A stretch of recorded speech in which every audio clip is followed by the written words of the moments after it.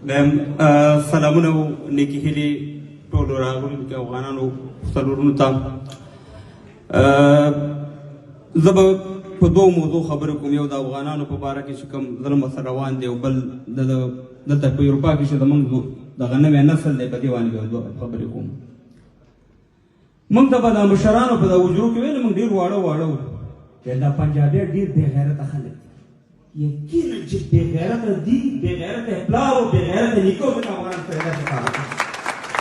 یعنې په سکوت وښودله دې مشرانو موږ خبرې کولې زه درته وایم ټول نسل ته افغانانو ورونو موږ د مهاجرو یا د افغانانو په راوتلو باندې نه خفه کېږو بلکې خوشحالېږو ځکه همدغه افغانانو چې د پاکستان اقتصاد پې جوړ شو، همدغه افغانانو چې د پاکستان ملي اردو ګرځېده او د افغانستان په ضد باندې استعمال شوه. نن که دغه افغانان راشي دا به د افغانستان اقتصاد ګرځي او دغه به د افغانستان ملي اردو ګرځي. دا ګوره دا یو خبره یاد ساتئ. زمونږ دا بعد ورونه ماته وایي ته د ملا خلاف یې. زه د ملا خلاف نه یم، زه د حق د ملا د خپو خاورې یم. لکه څنګه چې مفتي منیر شاکر صاحب د حقیقت خبرې کولې دغه شانې مریانو ته زموږ سلام دی. خو اوس هم زموږ ملا چې کښېني یو دم به سترګې پټې کړي مهربان چې په اسرائیل د فلسطین سره ډېر ظلم کوي. وکاکا موږ مسلمانان یو، کافر هم د اسرائیل په خلاف باندې چې ظلم ورسره کوي، خو اسرائیل فلسطینیان شهیدان کوي. خو د پاکستان ریاست زما خویندې میندې بېعزته کېدا د هغې نه بدتر دی. په دې باندې ته ولې خبرې نه کوې؟ ځکه ته خبرې نه کوې چې ته بله ورځ پاکستان ته سفر لرې، ته پاکستان کې خپلې ګټې دي. ما په دې غلطۍ چې فلسطین کې ظلم دی او څه مهربانه دلته ولې خبره نه کوې؟ دلته ولې سترګې پټې؟ افغانانو ورونو زه یو خبره کوم چې زموږ تاریخ به بیا په دروغو وانوي. د احمدشاه بابا توره به په دروغ چې د دې پنجاب نه د دې بېعزتیانو بدل وانه غوښتو. د غازي امان الله خان اتلولي به په دروغ وانه چې انګریزانو ته شکست ورکړی و. د وروس شکست به په دروغ وانه چې موږ مجاهدینو ورکړی د پاکستان نه د خپل بېعزتۍ بدل وانلو. دغه 250 ملکونو ته چې اوس شکست ورکړی امریکا او د دې متحدینو ته دا به په دروغ وانه چې د پنجاب ته موږ شکست ونه کړو د خپلو خویندو میندو بېعزتۍ دې وانلو. او انشاءالله دا سختې ورځې دي دا به تېرې شي. افغانان ورنو ډېر په سختو کې دي زموږ افغانان پښتانه. خو موږ یو خبره کوو د افغانستان د اوسني نظام نه چې ګورئ غټ غټ قدمونه والئ، دا خپل ورونه دا خپل افغانان دا خپل سینې ته راجوخ کوئ، د مکتبونو مسایل که نورو مسایلو ته حل کوئ. تاسې وکاته چې یو 2 ورځې مخکې یو فرمان جاري شو چې په مکتبونو کې به پړګې خو ملا صاحب چې حرم شریف ته لاړ شي طواف په هیڅ طرف کېږي په چپ طرف نه کېږي. اول مې د جنکو د مکتبونو مسله حل کړه بیا دا فرمانونه دې راوباسه. اولت زما د خویندو میندو مکتبونه دي، هغې ته حقوق ورکړه، هغې باندې فرمانونه جاري کړه چې دا زر تر زره چالان شي. نو خبردار افغانان ورنو چې موږ او تاسې په اروپا کې په بل ځای کې زه یو غوښتنه د اوسني د افغانستان د اسلامي امارات یا د حکومت نه کومه چې په نړیوال سیټ باندې دغه تجاران دغه افغانان چې په دوبۍ کې وي که په پاکستان کې وي که په نور ځایونو کې وي یو لویه جرګه راوغواړه او دا ټول تجاران راوغواړه او د افغانانو ته اختیارات ورکړه چې دا افغانستان موږ څنګه جوړوو. ته وګوره چې دا افغانستان به انشاءالله په 2-3 کالو کې جوړي. دا افغانان غټ غټ دغه لري اقتصاد لري. خو ګورئ د پاکستان منافقت ته وګورئ افغانان ورنو. تاسې به دا بکسونه کتلي د غریبو خلکو په دې ګاډو کې اچولي که نه بسترې به هم کتلي. تاسې به کومه سرمایهداره کورنۍ لیدلې ده؟ ټول غریب خلک راوباسي. سرمایهدار یې پرېښي د خپل مفاداتو دپاره. خو موږ داسې وانې غږ کوو یا په پاکستان کې میشت سرمایهدارو افغانانو قسم په خدای دی که تاسې پرېږدي. ملک ریاض په نوم باندې یو دغه دی یو تجار دی د پاکستان ډېر غټ په سوی تجار دی. هغې په بحرین ټون او داسې دغه جوړ کړي دي په پاکستان کې. هغه نن سبا په دوبۍ کې دی فرار دی. د هغه ټوله پراپرټي د هغه ټول جایدادونه پاکستان غواړي چې غصب کړي ګېډې ته یې واچوي. ځکه د پاکستان خو جوړ شوی په غلا باندې. د پاکستان مقصد د غلا د چور نه بل کار نشته. افغانانو دلته مرګړو خبره وکړه چې پاکستان زموږ په نوم باندې اټم بم جوړ کړی. ورونو یو وخت موږ 10-15 لکه افغانانو ډاکټر صاحب د احمدشاه بابا خبره وکړه، د غازي امان الله خان خبره وکړه، د میرویس خان بابا خبره وکړه.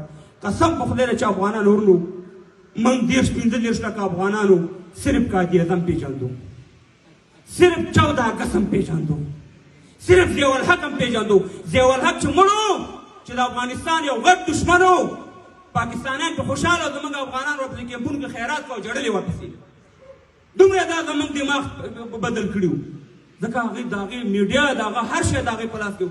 نن شکر الحمدلله موږ احمدشاه بابا هم وپېژندو، غازي امان الله خان هم وپېژندو، میرویس خان بابا هم وپېژندو، لر او بر افغان هم وپېژندو. او یو خبر یاد ساته پنجابي ریاسته، زه خو شینچې او د کامې او د چارسدې ګوړه په موبایل کې اوس کومه وراده مې قسم په خدای چې دا ټک په سینو باندې به ورده کېږي او دا درد به انشاءالله زما رښتیا کېږي. اوس دې دښمني راواغسته او چې په نوم باندې افغان یې، په نوم باندې پښتون او د خپل پلور او مور نه پیدا وي او دا د پاکستان ریاست ته په دښمنۍ په نظر ګوره، دښمني ورسره نه کوي، تون نالت یې په هغه افغان په پښتون سره زنده‌باد کاری کوو د سره پنجابه. قسم دی چې دروانې به درځو، قسم دی که دې پرېږدو. دا خاوره د افغان خاوره ده، دا خاوره د احمدشاه ابدالي خاوره ده، دا د پنجابک خاوره نه ده. په دې خاوره باندې به انشاءالله د افغانانو د پښتنو حکومت وي او نه به دې انشاءالله قائد اعظم وي دا ټک نه دې خوا، او نه به دې اردو وي او نه به دې یک دونه دونه او دو دونه چار وي. دلته به سوچه پښتو او د احمدشاه بابا عکسونه به وي، د میرویس خان بابا او د غازي امان الله خان عکسونه به وي انشاءالله دې خوا. دا وخت را روان دي افغانانو او په دې باندې مه خفه کېږئ. یو په دې یو په شي باندې خالي خفه کېږو چې په بېعزتۍ خفه کېږو. افغانان یو که نه؟ احمدشاه بابا 9 ځل زلال قلعه ورته و چې اوس په انډیا کې شته، ډیلي کې شته، ما پکې ویډیو کړې ده او که خدای ژوند زندګي راکړو انشاءالله زه به کندهار ته ځم، هلته به مې ویډیو کوم. 9 ځل یې هلته ناسته کړې ده. محمود غزنوي 18 ځل دی که په 18 ځل باندې دلې فتح کړو. زموږ اتلولي زموږ قهرماني معلومه ده، خو د پنجاب پالیسي دا وه چې موږ یې تقسیم کړي وو او انشاءالله اوس وخت راغلی دی چې د دې دغه حرامیتوبونه دغه ظلم به انشاءالله موږ تاسې ټول متحد کوي او د لوی افغانستان تیږه به وکړو د خیره. او زه یو خبره کوم په ټولو باندې، خصوصي طور باندې مجاهد لیډرانو باندې چې څوک مړه شوي الله تعالی دې جنتونه نصیب کړي. اوس خو راپاسېږئ که نه، کومې جبهې وم چې د پاکستان افغانستان ته لېږلې، اوس راشئ د افغانستان یې پاکستان ته ولېږئ. اوس څه چل دی؟ ولې نه شئ کولی؟ چې ته وایې چې ما وروس مات کړو، نو دا دارخور ولې نه شي ماتولی چې زه 250 پهلوانان راسولم او یو پوډري له شکست نه شم ورکولی، نه شم راسملولی؟ دا سوال دی که نه؟ افغانانو زما خبره غلطه ده، صحیح ده چې زه 250 کسان دلته راسملوم، سوپر پاور والا غړ غړ لکه د پهلوان غونته کې، او یو پوډري بار والا هغه نه شم راسملولی. نو هغه زما بچي به مې جنالت دې پتا وني 250 راسملولی شي، یو پوډري ته راسملولي. خبره دا ده چې په دې باندې به سپینې خبرې کوو. منګ ملا تړلې ده او موږ خپلو بچیانو ته هم دا وصیت کوو چې ستا د نسل، ستا د افغانستان، ستا د جغرافیې دښمن چې دی دا پنجابي ریاست دی.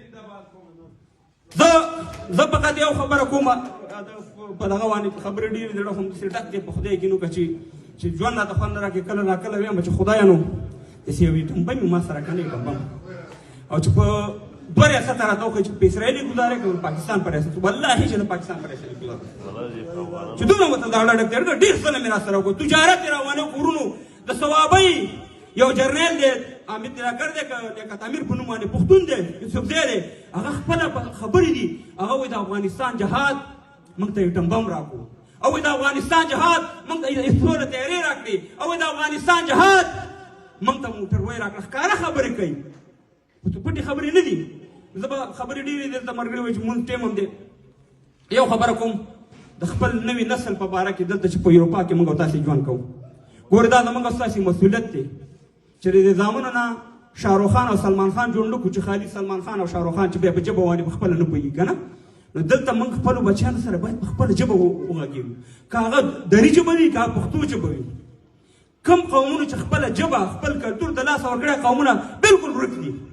که نن موږ دا غونډه راغونډه کړې ده خو موږ د افغانستان راغلي او ملي فکر لرو، آیا زموږ دا بچیان داسې غونډه راغونډولی شي بله ورځ؟ آیا دا زموږ بچیان که افغانستان ته لاړ چې دا په خپله ژبه خبرې کولی شي؟ ژبه زده کول کوم دغه نه دی، که ته هره ژبه زده کړې، که هغه انګلیش وي، که جرمني ژبه وي، که فرانسوي ژبه وي، که هر ژبه وي، خو په مکتب کې ورسره مګر کم از کم په دې خپلو بچیانو ته خو رسیا مېرمنه په دې خپله ژبه خبرې کوه که نه. که دا زوی ستا بله ورځ وطن ته لاړ شي، ستا مور سره یا ستا خور سره یا ستا تر سره به انګلیش وایي، هلته ورته ته ترجمان راغواړي؟ نه ورونو، خپله ژبه موږ دپاره اول نمبر دغه همت لري. باید موږ په خپله